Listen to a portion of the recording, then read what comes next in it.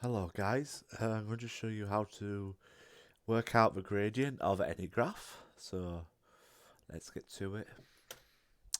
So a gradient of a graph, usually you might see it like there's the axis. If I just get a pen out just to show it a bit better. So usually you'll have a graph like this and it'll have this something like it can be anything, and it'll have a certain function. The graph will have a function, like just the equation of the graph, essentially.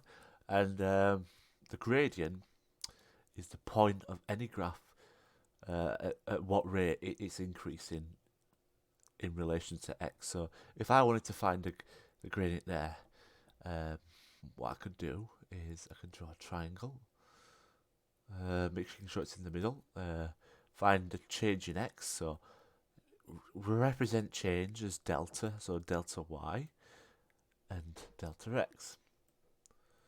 And then we divide the delta y by the delta x and we get the gradient at that point. As you'll see, uh, except with the generally most of the time the gradient is always changing in a graph, but mainly with linear equations the gradient doesn't change at all. But we'll see that in a moment. So find the gradient of the graph below. Hence, what is the function of the graph? Basically, it means if you could know the gradient, you could work out what is it? You can work out the what rate of increase. Therefore, you can determine at any x point you can determine the value of y. So first of all, since with linear equations, it's quite simple. You don't have to have a midpoint as such. You can just draw a triangle any way you want. So what I'm going to do about 2 here and 1 here. If I draw a triangle like that and then go across like that. So if I look, 4 is at top, is here. 2 is here. Now looking at the x-axis, 2. So 2 is here. And then 1. And then to find the gradient using our equations, the change in y in relation to x, so 4. Oops, that's a massive 4. Can I get rid of it? Yes. 4 minus 2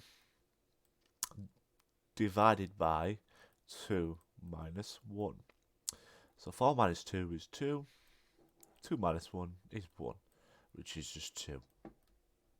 So our gradient of the graph is 2, and we know it's going to be 2 all throughout the graph because it's a linear. It always increases at a constant rate. So our function therefore will be, so if fx will be 2x.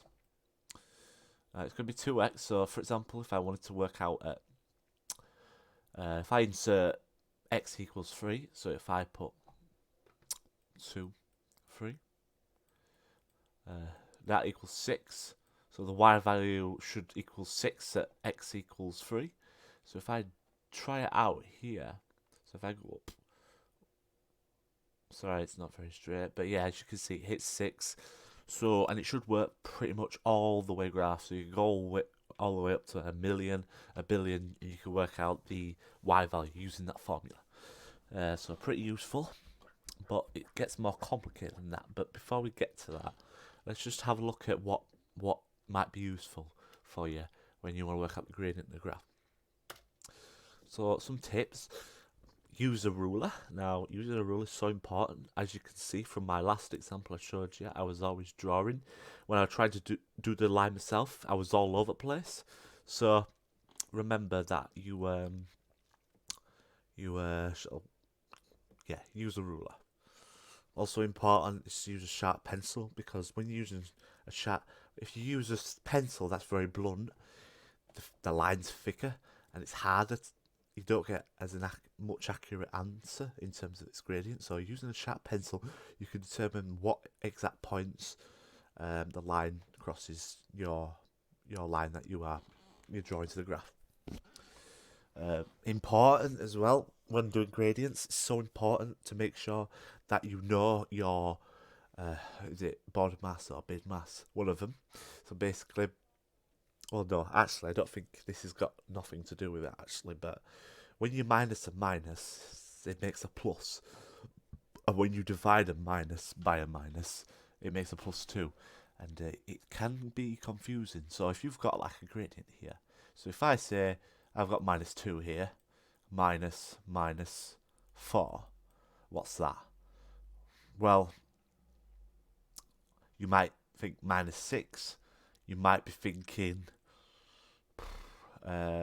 6, but in reality, it is 2, because -2. Remember, it's a negative number, so I put like a box around it. -4 is a negative number itself, but also with the -2, you are minusing the -4, so it becomes -2 plus 4, so which equals 2. And also when you're dividing, have one here. If it's -4 divided by -8, basically it's like writing it like this. So -1, 4, -1, 8. -1 times 4 is -4. -1 times 8 is 8. -8. So clearly from there I can see that works.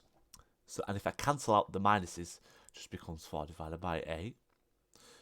And if you simplify that further, so how many 4s go into 4? Just 1. How many 4s go into 8? Just 2. Therefore, that's where this comes from. So, doing a bit more of a bit more difficult. This one is where you have to try and work out the gradient for yourself. You work out the gradient at a certain point, because this graph is different. You might notice it's slight like parabola, so it's kind of as x is increasing, y is increasing a lot faster. And it's saying work out it at 5.5. So I don't have a ruler, so this might be not a very rough answer. But if I go up like here, 5.5, as you can see, it hits 30. So now, as you can see, remember to always make sure that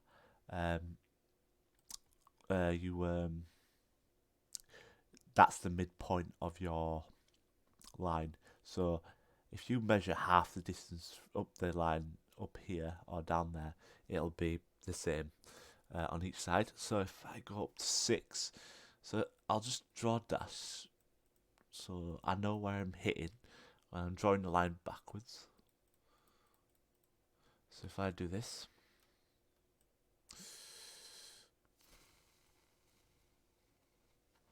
something like that, and then something like that. It's not very, not the most thingy, but it'll do. It gives you the idea of what I'm doing. So at that point, so the change in x is the change in y. Sorry, first of all. So about here, it's about 35. For here, it's about, I'd say about 21. It's 6 minus 5, so 6 and 5. That's just 1. But okay, so it'll be 35 minus 21 over 6 minus 5, which is equivalent to, so 35 minus 21. If you work out that in your head, so 35 minus 21, it's 14. And then if you 6 minus 5 is just 1, so it just becomes 14. Now it's saying that suggest a function for the graph. the function, well, it might be a bit difficult, but if you have a look at where's my point gone? Oh yeah, it's here. If you look at 5, if I go up here, so 5, if x equals 5, y equals 25, thereabouts. If x equals 4, it's about 16 there. 6, about 36. And then 7, well, 49. I knew this already, but 48 or thereabouts is fine. But, as you know from, if you know your square numbers, you know that. So 1 squared is 1, 2 squared is 4, 3 squared is 9, 4 squared is 16, 5 squared is 25, 6 squared is 36, and then 7 squared is 49. And as you notice, those are exactly the same as the sort of value, the y values we're getting when we're looking at all these x values here. So x equals 4, when x equals 4, it's 16, as it's shown in square. And when x equals 5, it's 25, 36, etc. So from that, then, we can conclude that the function must be x squared. Now, that would be a little bit difficult to actually work out firsthand, but that's why I kept it quite easy, because majority of you might know that this would be easy to work out. Like with more complex graphs, we tend to, well, I guess it would take taking more gradients and taking more points to work it out. But we also have something called differentiation, which is part of calculus, where we can find the gradient at any point of a graph if we have the function of the graph. But yeah, generally, that's for another day. But anyways, I hope this was useful. I hope it gave you a brief idea about gradients.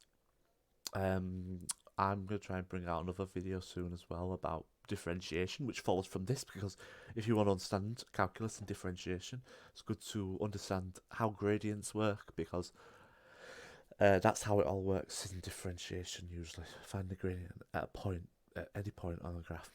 But anyway, it was good to thank you for listening to my small lecture. I hope it was useful, and you have a good day. Take care.